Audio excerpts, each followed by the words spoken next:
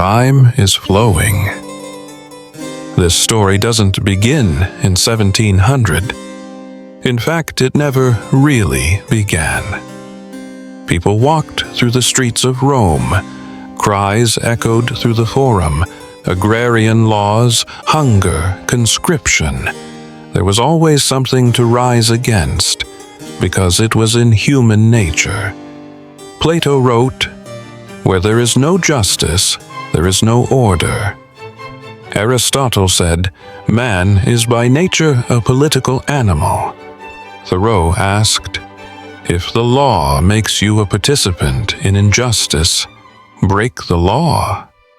And Nietzsche reminded, "Those who want to reach the morning star must overcome the night." We were not created.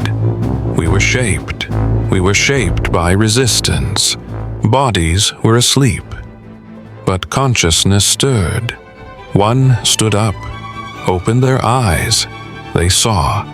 Then another, then hundreds. Every march begins with a reason. The first steps were for bread. The hungry cannot speak.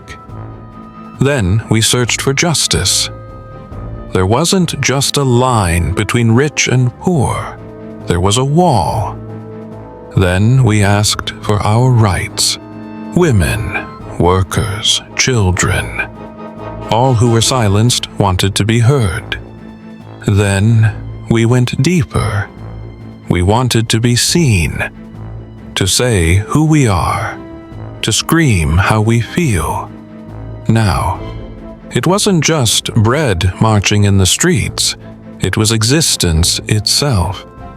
Not just names, but identities were shouting. The actions changed.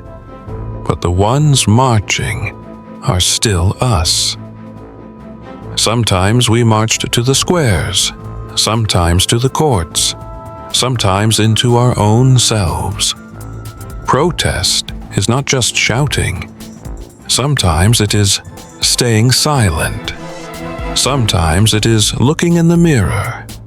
Sometimes it is striking one hand against the other and hearing the sound it makes. In human nature, there is no submission. We question, we burn, we rise.